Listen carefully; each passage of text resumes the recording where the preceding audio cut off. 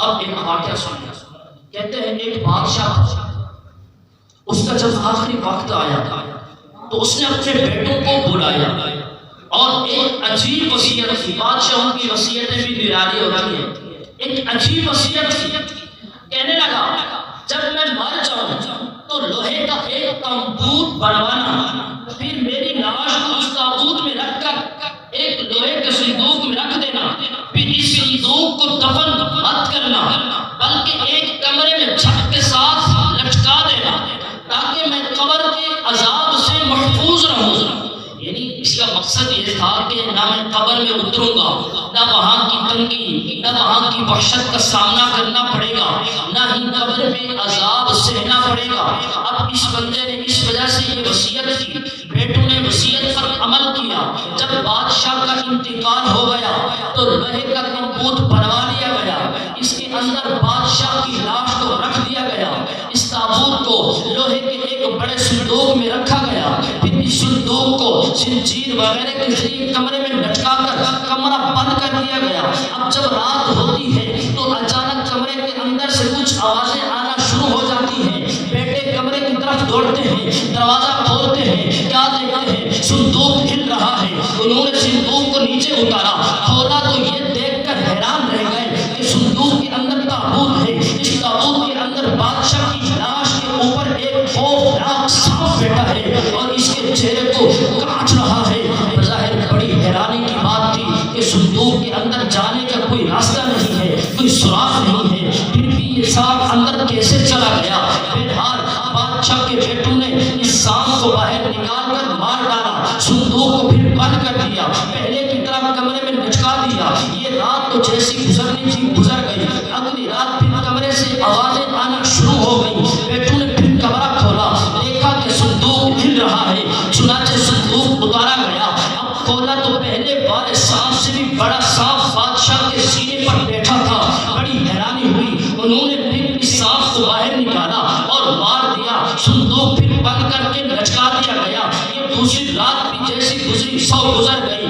تیسری رات ہوئی، کمرے سے پھر آوازیں آنا شروع ہوتی ہیں. بیٹوں نے دروازہ کھولا، صندوق نیچے اتار کر اسے کھولا تو خوف کے مارے ان کے ہوش گم ہو گئے کہ لوہے کا صندوق ہے، اس کے اندر ایک تابوت ہے. باہر سے صندوق بالکل صحیح سلامت ہے، مگر اس تابوت کے اندر خوفناک آگ بھڑک رہی ہے. یہ خوفناک منظر دیکھ کر وہ سمجھ گئے کہ عذاب قبر سے ہرگز چھٹکارا نہیں ہے. چنانچہ انہوں نے بادشاہ کی لاش کو باقاعدہ قبر میں دفن کر دیا. اللہ اکبر. بہرے غفلت یہ تیری ہستی نہیں ہے، دیکھ جنت اس قدر سستی نہیں ہے. راہ گزر دنیا ہے یہ بستی نہیں ہے، جائے عشرت یہ مستی نہیں ہے. ایک دن مرنا ہے آخر موت ہے، کر لے جو کرنا ہے آخر موت ہے. ہو رہی ہے عمر مثل برف کم، چپکے چپکے رفتہ رفتہ دم بدم، سانس ایک راہ روئے ملک عدم، دفعتن ایک روز یہ جائے گا تھم. ایک دن مرنا ہے آخر موت ہے، کر لے جو کرنا ہے آخر موت ہے. اے بھائی ہے یہاں سے تجھ کو جانا ایک دن، قبر میں ہوگا ٹھکانا ایک دن، منہ خدا کو ہے دکھانا ایک دن، اپنا غفلت میں گوانا ایک دن. ایک دن مرنا ہے آخر موت ہے، کر لے جو کرنا ہے آخر موت ہے. آخرت کی فکر کرنی ہے ضرور، جیسی کرنی ویسی بھرنی ہے ضرور. عمر ایک دن یہ گزرنی ہے ضرور، قبر میں میت اترنی ہے ضرور. ایک دن مرنا ہے آخر موت ہے، کر لے جو کرنا ہے آخر موت ہے. بادشاہ جس کا ہم نے واقعہ سنا اسے دھوکہ ہوا تھا. وہ یہ سمجھ بیٹھا تھا کہ میں قبر میں نہ اتروں تو اپنے گناہوں کی سزا سے بچ جاؤں گا. حالانکہ ایسا ہرگز نہیں ہے. برزخ تو موت سے لے کر قیامت قائم ہونے تک کے وقت کا نام ہے. اللہ پاک قرآن کریم میں فرماتا ہے وَمِن وَرَائِهِمْ بَرْزَخٌ إِلَى يَوْمِ يُبْعَثُونَ. ترجمہ تفسیر عرفان. اور ان کے آگے ایک رکاوٹ ہے اس دن جس دن وہ اٹھائے جائیں گے. اب یہ یعنی موت سے قیامت تک کا عرصہ مٹی کے نیچے گزرا تو وہ قبر ہے، کسی کو شیر وغیرہ جانور نے چیر کھایا تو وہ اس کی قبر شمار ہوگی، کوئی سمندر میں ڈوب گیا تو وہی قبر سمجھی جائے گی۔ غرض کے مرنے کے بعد انسان جہاں بھی ہے، جس بھی حالت میں ہے، اللہ پاک یہ قدرت رکھتا ہے کہ اسے اس کے اعمال کی جزا یا سزا دے۔ لہذا عالم برزخ بھی حق ہے اور وہاں کی جزا یا سزا کا معاملہ بھی بالکل حق اور حق سچ ہے۔ آخرت کی فکر کر لیں، یہ ضروری ہے، جیسی کرنی ویسی بھرنی یہ تو بہت ضروری ہے۔ عمر ایک دن اسی طرح گزرنی ہے ضرور، قبر میں میت ہماری اترنی ہے ضرور۔ اللہ پاک ہم سب کو اپنی قبر و آخرت کی تیاری کی توفیق نصیب فرمائے۔ عالم برزخ دنیاوی زندگی کا ایک نتیجہ ہے۔ اے عاشقان رسول، عالم برزخ میں ہمیں قیامت تک رہنا ہے، وہاں ہر ایک کا ٹھکانہ اس دنیا میں کیے ہوئے اعمال کے مطابق ہوگا۔ جو اس دنیا میں نیک ہے اسے برزخ کی زندگی میں عزت، عظمت، سکون، راحت سے نوازا جائے گا، اور جو اس دنیا میں گناہ گار ہے، جو اس دنیا میں نماز قضا کرنے والا ہے، جو اس دنیا میں رمضان المبارک کے روزے چھوڑنے والا ہے، جو اس دنیا میں ماں باپ کو ستانے والا ہے، جو اس دنیا میں مسلمانوں کو تکلیف پہنچانے والا ہے، جو اس دنیا میں داڑھی مڑانے یا ایک مٹھی سے کھچانے والا ہے، جو اس دنیا میں سودی لین دین کرنے والا ہے، جو اس دنیا میں جھوٹ، غیبت، چغلی، وعدہ خلافی، تکبر، غرور، ریاکاری، فلمیں، ڈرامے، گانے باجے، دنیا کے ہر برے کام میں اپنے آپ کو مبتلا کرنے والا ہے۔ تو یاد رکھیے برزخ کی زندگی میں اس کا حال بہت برا ہوگا۔ اگر اللہ پاک کی رحمت سے محروم رہ گئے تو قبر میں آگ بھی بھڑک سکتی ہے، سانپ بچھو بھی ڈیرا چبا سکتے ہیں، ہمارا یہ خوبصورت جسم کیڑے مکوڑوں کی خوراک بھی بن سکتا ہے۔ اللہ پاک قرآن کریم میں فرماتا ہے وَمَنْ أَعْرَضَ عَنْ ذِكْرِي فَإِنَّ لَهُ مَعِيشَةً ضَنْكًا، اور جس نے میرے ذکر سے منہ پھیرا تو بے شک اس کے لیے تنگ زندگی ہے۔ صحابہ رسول حضرت عبداللہ بن مسعود رضی اللہ تعالی عنہ فرماتے ہیں اس آیت کریمہ میں تنگ زندگی سے مراد قبر کا عذاب ہے۔ جی ہاں، یعنی جو اس دنیا میں گناہ گار ہے، جو اللہ پاک کے ذکر سے، قرآن و سنت سے، نیک کاموں سے، نماز روزے سے منہ پھیرتا ہے، اس کے لیے قبر میں تنگ زندگی ہوگی۔ صحابہ رسول حضرت ابو ہریرہ رضی اللہ تعالیٰ عنہ فرماتے ہیں ایک دن نبیوں کے نبی رسول ہاشمی صلی اللہ علیہ وآلہ وسلم نے یہ آیت کریمہ پڑھی، پھر فرمایا کیا تم جانتے ہو تنگ زندگی کیا ہے؟ صحابہ کرام علیہم الرضوان نے عرض کیا اللہ پاک اور اس کے پیارے رسول ہی بہتر جانتے ہیں۔ فرمایا اس سے مراد قبر کا عذاب ہے جو کافر کو دیا جائے گا۔ اس ذات کی قسم جس کے قبضے قدرت میں میری جان ہے، قبر میں غیر مسلم پر 99 سنین مسلط کیے جائیں گے۔ کیا تم جانتے ہو سنین کیا ہے؟ فرمایا یہ 99 سانپ ہوں گے، ان میں سے ہر سانپ 7 سروں والا ہوگا، یہ 99 سانپ اسے قیامت تک کاٹتے رہیں گے۔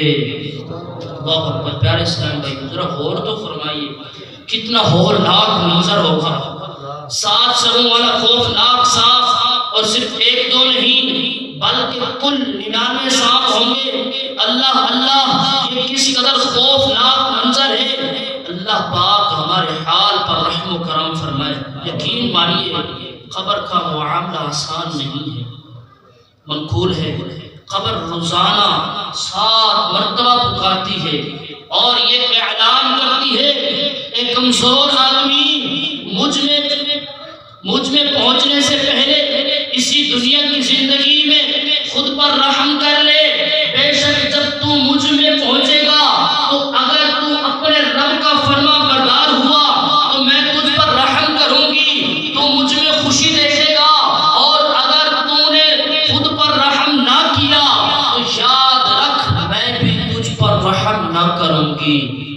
ایک کمزور آدمی، میں کیڑے مکوڑوں کا گھر ہوں اور اس کے ساتھ لمبے عرصے تک شرمندگی بھی ہے، میں وحشت و تنہائی کا گھر ہوں، اس کے ساتھ شدت و سختی بھی ہے، میں پیاس کا گھر ہوں، اس کے ساتھ ہولناک اندھیرا بھی ہے، میں تنگی کا گھر ہوں، اس کے ساتھ خوفناک بچھو بھی ہے۔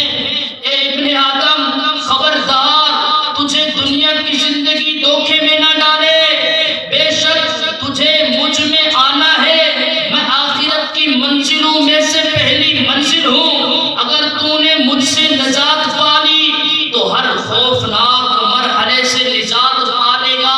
اے ابن آدم، میں غضب کا مقام ہوں، میں کسی جوان کی جوانی پر، کسی چھوٹے کے چھوٹا ہونے پر، کسی بوڑھے کے بوڑھا ہونے پر، کسی چودھری کی چداہٹ پر، کسی مالدار کے مالداریت پر رحم نہیں کرتی۔ ہاں میں اس پر رحم نہیں کرتی جو خود اپنے حال پر رحم نہیں کرتا۔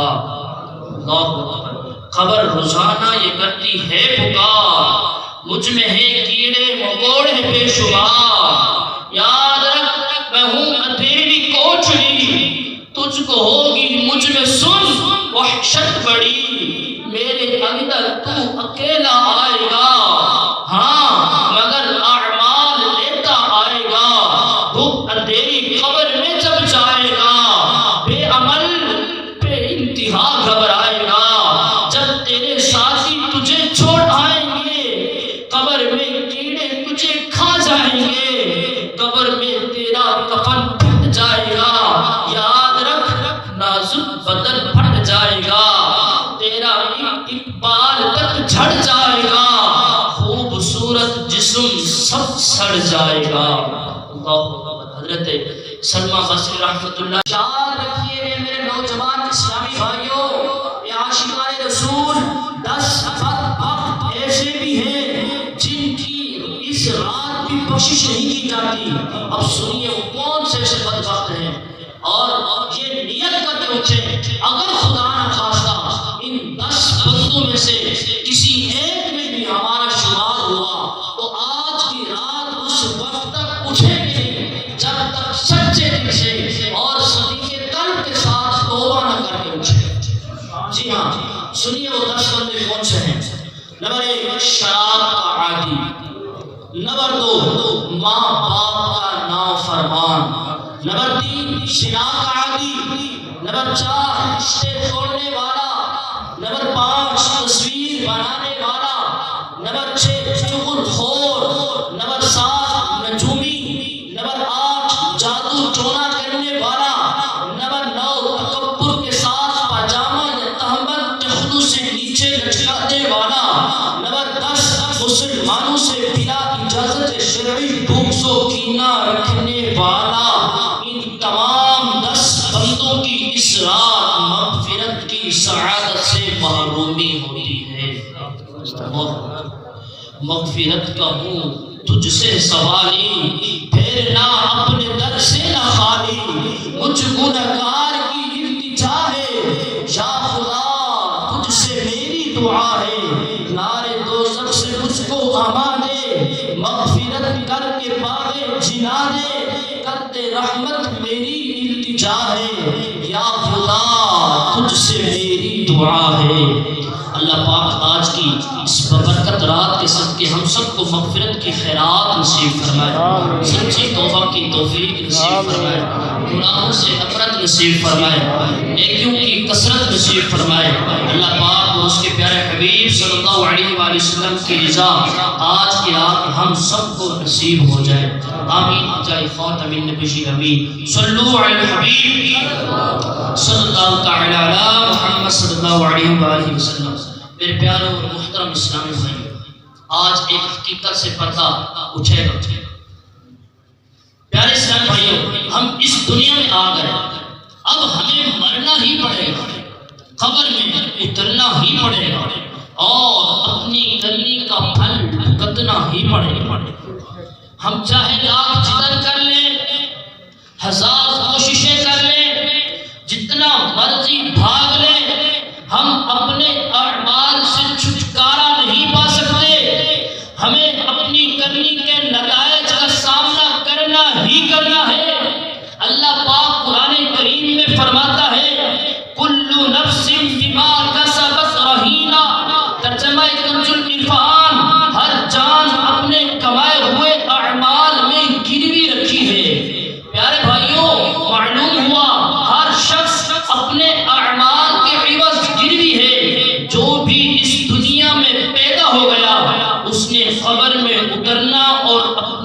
کرنی کا پھل بھگتنا ہے.